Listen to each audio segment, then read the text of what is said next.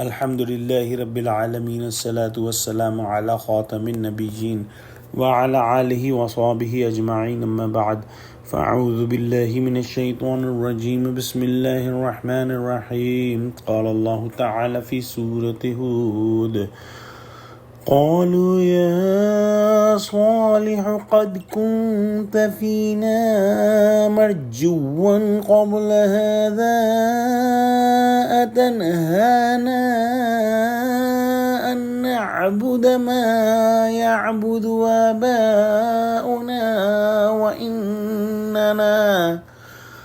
وإننا لفي شك مما تدعونا الیہ مریب۔ ترجمہ: انہوں نے کہا کہ صالح، اس سے پہلے ہم تم سے کئی طرح کی امیدیں رکھتے تھے، اب وہ منقطع ہو گئیں۔ کیا تم ہم کو ان چیزوں کے پوجنے سے منع کرتے ہو جن کو ہمارے بزرگ پوجتے آئے ہیں؟ اور جس بات کی طرف تم ہمیں بلاتے ہو اس میں ہمیں قوی شبہ ہے۔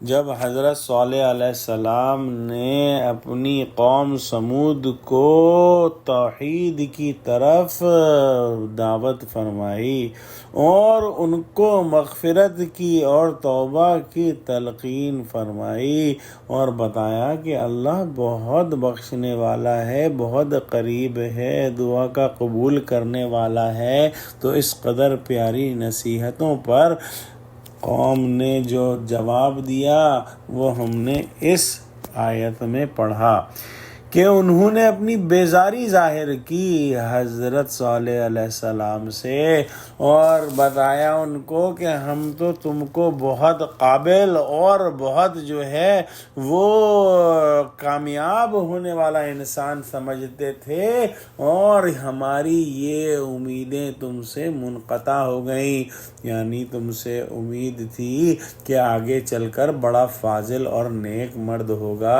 جس کو معزز بزرگوں کا جانشین سمجھ کر قوم سر پر بٹھائے گی۔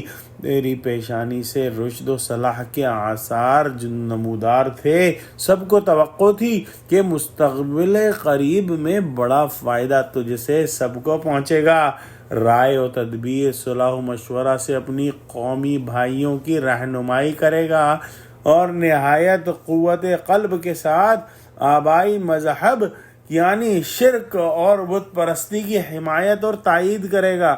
یہ درست ہے کہ ابتدا سے تجھ کو بت پرستی مبغوض تھی اور عام قومی مذہب سے الگ تھلگ رہتا تھا، تاہم تیری سمجھ اور فطری قابلیت پر اعتماد کر کے ہم کو امید رہی کہ آگے چل کر عقل اور تجربے کی پختگی کے بعد یہ روش نہ رہے گی، لیکن افسوس یک بیک تو ایسی باتیں کرنے لگا جس نے تمام امیدوں پر پانی پھیر دیا۔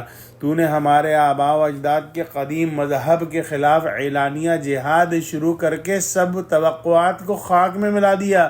کیا تو یہ چاہتا ہے کہ ہم صرف ایک خدا کو لے کر سارے پرانے دیوتاؤں کو چھوڑ بیٹھیں؟ ہمارے نزدیک بزرگوں کی روش کے خلاف ایسا مسلک اختیار کرنا سخت شبہ کی چیز ہے جسے ہمارا دل کسی طرح نہیں مانتا۔ موضوع القرآن میں ہے، یعنی ہونہار لگتا تھا تو کہ باپ دادے کی راہ روشن کرے گا اور تو لگا ان کو مٹانے۔ آج بھی ہم دیکھتے ہیں کہ اگر کوئی پڑھا لکھا نوجوان دین کی راہ پر نکلتا ہے تو پھر اس سے کچھ مختلف باتیں نہیں کہی جاتی اس کے بارے میں۔ اس کے خاندان والے، گھر والے، دوست احباب یہی کہتے ہیں کہ ہمیں تو بڑی امید تھی تجھ سے کہ تو جو ہے بڑا ڈاکٹر بنے گا یا انجینئر بنے گا، اتنا پیسہ کمائے گا، اتنا نام کمائے گا، ریسرچ کرے گا، یہ کرے گا، وہ کرے گا، اور تو کہاں یہ دین پڑھنے پڑھانے کے چکر میں پڑ گیا۔ دیکھا جائے تو کچھ نہیں بدلا، آج بھی یہ بیماری دل میں لوگوں کے موجود ہے جو سمود کی قوم کے دل میں تھی، اور جس طرح سے انہوں نے حضرت صالح علیہ السلام کی مخلص دعوت کو جھٹلایا۔